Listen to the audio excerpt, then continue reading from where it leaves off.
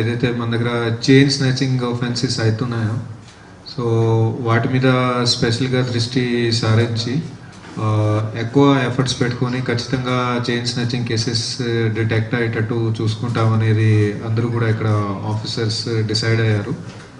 So అది ఆ సందర్భంలో భాగంగా ఇవాళ ఒక చైన్ స్నాచర్ని మన దగ్గర పట్టుకోవడం జరిగింది. ఈయన పేరు వచ్చేసి మంతుర్తి హరీష్ అని. ఈయన 29 years ఉంటాడు, రెసిడెంట్ ఆఫ్ ఇక్కడే మన హరంకొండ ఏరియానే. సో ఇతని దగ్గర ఇప్పుడు మనకి 10 వరకు చైన్ స్నాచింగ్ ఇతను ఆల్రెడీ చేశాడు, అవన్నీ కూడా డిటెక్ట్ చేసినాము. తర్వాత 3 మోటార్ సైకిల్ థెఫ్ట్ కేసెస్ అవి కూడా డిటెక్ట్ చేయడం జరిగింది. సో బేసికలీ ఇతని క్రైమ్ హిస్టరీ చూస్తే ఇతను జనవరి నెలలో హైదరాబాద్ రాచకొండలో నేరేడ్మేట్ ఏరియాలో అక్కడ ఒకటి స్నాచింగ్ కేసు ఇతని మీద రిపోర్ట్ అయింది. అది బేసికలీ ఇతనికి ఒక అమ్మాయి తోటి అఫేర్ ఉండే. సో ఆ అమ్మాయి అఫేర్లో అది అతనికి ఆమె ఫ్యామిలీకి ఏదో వేరే ఏదైనా చెప్పుకోవాలని అది ప్లానింగ్ చేస్తూ ఒకటి ఫేక్గా స్నాచింగ్ కేసు ఆమె సృష్టించింది. సో ఫేక్గా అది స్నాచింగ్ జరిగినట్టు, సో దాంట్లో ఇతను స్నాచింగ్ చేసాడని అది అదంతా ఫేక్ ఉండే. వాళ్ళు ఇద్దరు కలిసి ఎట్లా ప్లానింగ్ తోటే చేశారు.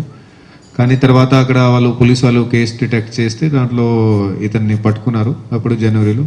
సో అప్పుడు ఇతనికి అలవాటు అయింది. అది ఫస్ట్ ఇతనిది snatching case. Fake snatching case కాకుండా కూడా అక్కడ నుంచి అలవాటు పడ్డాక తర్వాత వరుసగా మన దగ్గర అది స్నాచింగ్స్ చేస్తున్నాడు.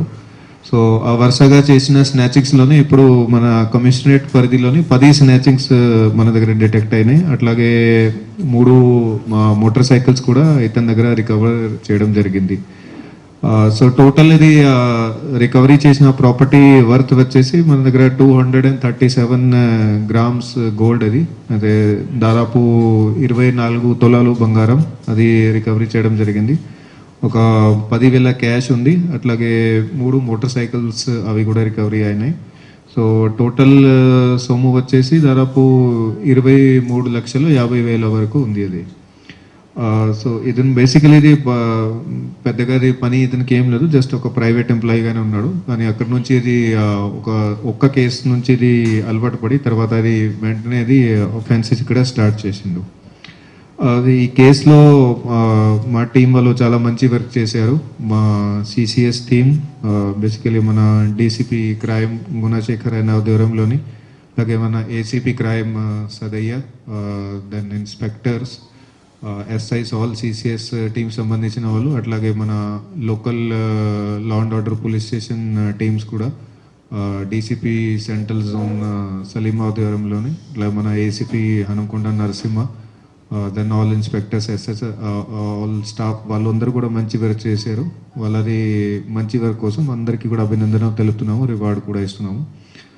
అట్లాగే ఒక అబ్జర్వేషన్ ఉంది దట్ అది స్నాచింగ్ కేసెస్లోని కొన్ని సందర్భాల్లో మనకి చాలా లేట్ కంప్లైంట్ వస్తుంది. కొన్నిసార్లు చూడడం జరిగింది దట్ ఈరోజు మార్నింగ్ స్నాచింగ్ జరిగితే రాత్రి 10కి 9కి అట్లా పోలీస్ స్టేషన్కి వచ్చి రిపోర్ట్ ఇస్తారు. సో అప్పటికి ఇది చాలా కష్టం ఉంటుంది డిటెక్ట్ చేయడం, ఎందుకంటే ఎవరైతే ముద్దాయి ఉంటాడో అక్యూజ్డ్ ఉంటాడో అతను చేసుకుని ఎక్కడైనా ఫరారై ఉంటాడు, మరి చాలా కష్టం అవుతుంది డిటెక్షన్కి. అట్లా కొన్ని సందర్భాల్లో చూసినాము సాయంత్రం 5కి 6కి రిపోర్ట్ అయినా కూడా మార్నింగ్ మాకు 5కి 6కి చెప్తారు, 12-13 hours తర్వాత. సో అందుకే పబ్లిక్కి రిక్వెస్ట్ ఉంది, ఎప్పుడైనా మీకు ఇది స్నాచింగ్ ఎక్కడైనా జరిగితే దయచేసి వెంటనే 100కి కాల్ చేయండి. సో దట్ ఇమీడియట్లీ మాకు ఇన్ఫర్మేషన్ వస్తే కేస్ డిటెక్షన్ కూడా ఈజీగా ఉంటుంది, అట్లాగే మీ ప్రాపర్టీ రికవరీ కూడా ఈజీగా ఉంటుంది. దెన్ దీనికి ముగిస్తున్నాను. Thank you very much.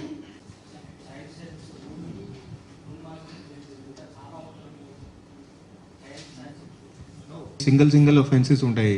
So వాటికి ఇది రెగ్యులర్ ఎట్లా ప్రెస్ కాన్ఫరెన్స్ ఎట్లా చేయం, కొన్ని సింగిల్ ఒఫెండర్ 1-2 కేసెస్ ఎట్లా చేసిండు, ఈయన ఎక్కువ చేసిండు కాబట్టి అందుకే ప్రెస్ మీట్ చేస్తున్నాం అట్లా. సో డిటెక్షన్ అవుతుంది, రెగ్యులర్గానే జరుగుతూ ఉన్నది అది. ఓకే, కొన్ని అన్డిటెక్టెడ్ కూడా ఉంటాయి, I agree with you, but it's not దాట్కి అన్ని అన్డిటెక్టెడ్ ఉన్నాయి. అందరినీ కూడా యాక్టివేట్ చేయడం జరిగింది.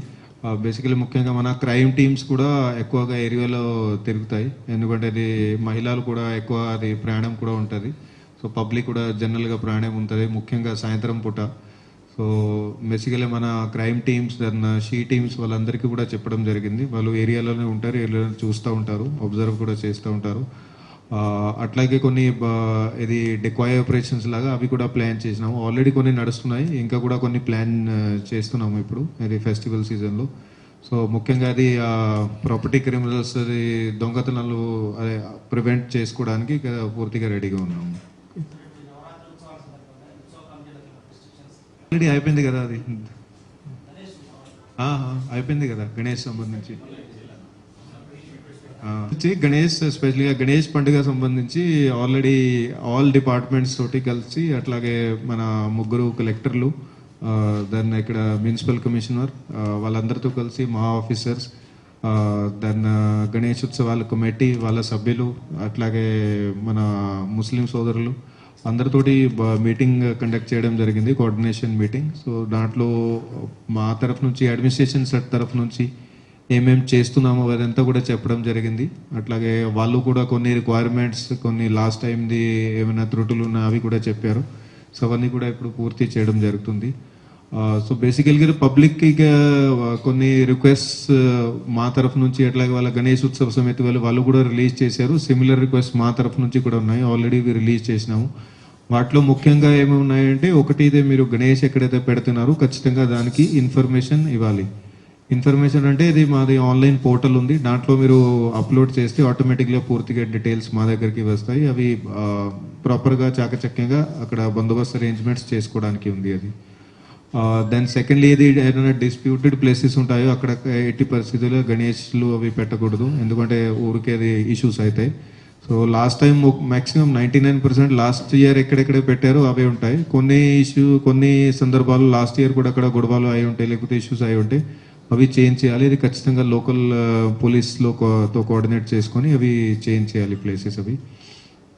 దాన్ని ఇమర్షన్ రూట్స్ ఏదైతే ఉన్నాయో అవి కూడా ఖచ్చితంగా లోకల్ పోలీస్తో కోఆర్డినేషన్ చేసుకొని ఇమర్షన్కి పోయేటట్టు రూట్స్ ఏదైతే ఉంటాయో అవి కోఆర్డినేషన్తోనే ఫైనలైజ్ చేయాలి. రూట్స్ కూడా మోస్ట్లీ చేంజ్ కావు, కానీ లాస్ట్ ఇయర్ది మా వాళ్ళు కూడా అబ్జర్వ్ చేసి చెప్తారు. ఎక్కడైనా ఇష్యూస్ ఉంటే దయచేసి వాళ్ళది వినండి. దెన్ ఇమర్షన్ రోజుకి కూడా అది మేము అన్ని మన దగ్గర ఏదైతే కుంటలు చెరువులు ఉంటాయో అక్కడ కూడా అన్ని కూడా అరేంజ్మెంట్స్ చేస్తాము. అడ్మినిస్ట్రేషన్ తరఫు నుంచి కూడా ఉంటాయి, పోలీస్ తరఫు నుంచి కూడా ఉంటాయి. సో అక్కడ కూడా ఇమర్షన్ రూట్కి వెళ్ళినప్పుడు అక్కడ on the spot on the route ఏదైతే డ్యూటీ ఆఫీసర్స్ ఉంటారో వాళ్ళ ఇన్స్ట్రక్షన్స్ కూడా వినాలి. అట్లాగే ఏదైతే గణేష్ మండపాలు ఉన్నాయో అక్కడ ఇప్పుడు ఎలక్ట్రిసిటీ యాక్సిడెంట్స్ మనం ప్రివెంట్ చేసుకోవడానికి ఖచ్చితంగా ఎలక్ట్రిసిటీ వాళ్ళు ఇన్స్పెక్షన్ చేస్తారు. అవి ఖచ్చితంగా 100కి 100% అది అయ్యేటట్టు రెస్పాన్సిబిలిటీ గణేష్ మండప ఆర్గనైజర్స్ మీదనే ఉంది. సో అవి కూడా ప్లీజ్ మీరు కంప్లై చేయండి, అది మా తరపు నుంచి వినపం ఉంది. సో ముఖ్యంగా ఇవి ఇన్స్ట్రక్షన్స్ ఉన్నాయి. అట్లాగే రిగార్డింగ్ లిక్కర్ ఆల్సో అది అప్పుడు బంద్ ఉంటుంది 2-3 రోజులు. సో తర్వాత బెల్ట్ షాప్ మీద కూడా అది ప్రాపర్గా అప్పుడు నిఘా పెడతాము, అవి కూడా స్ట్రిక్ట్గా యాక్షన్ తీసుకుంటాము. బేసికలీ పబ్లిక్ తరఫు నుంచి కోఆపరేషన్ ఉంటే మేమైతే ఫుల్గా రెడీ ఉన్నాము, అంతా కూడా గణేష్ పండుగ స్మూత్గా నడపడానికి. అది కూడా ఆ రోజు దానికి కూడా చెప్తారు, స్టేట్ లెవెల్లో డిస్కషన్ జరుగుతుంది దానికి. ఓకే, డీజే సంబంధించి పర్మిషన్ ఏం లేదు. డీజే పెడితే అందరికీ హాని ఉంటుంది, ఎవరికి కూడా లాభం ఉండదు, కామన్ పబ్లిక్ కూడా అందరికీ నష్టమే జరుగుతుంది. సో అదే రిక్వెస్ట్ ఉంది, డీజేస్ పెట్టకండి. ఊరికే మేము అక్కడ పోయి సీజ్ చేద్దాం, దానికి ముందే మీరే పెట్టుకుంటే ఇది బెటర్. అది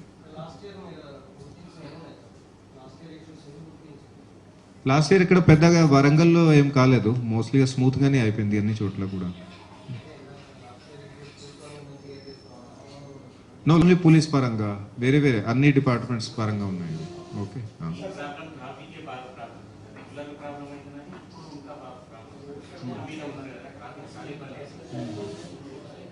సో వాటి గురించి కూడా అది అమ్మడానికి ఏదైతే ఐడల్స్ ఇప్పుడు రోడ్ల మీద ఉన్నాయో, సో మేము దాన్ని లెవెల్ గ్యాంగ్, అది ఒక లోకల్ లెవెల్ గ్యాంగ్ కాదు అది. సో వర్కౌట్ చేస్తున్నారు ఆల్రెడీ, మళ్ళీ కూడా కొత్త టీమ్స్ కూడా తయారు చేసినాము, వర్కౌట్ చేయడం జరుగుతుంది. ప్రోగ్రెస్ ఉన్నప్పుడు మీకు చెప్తాము. Okay, right. చలో ఇప్పుడు చాలా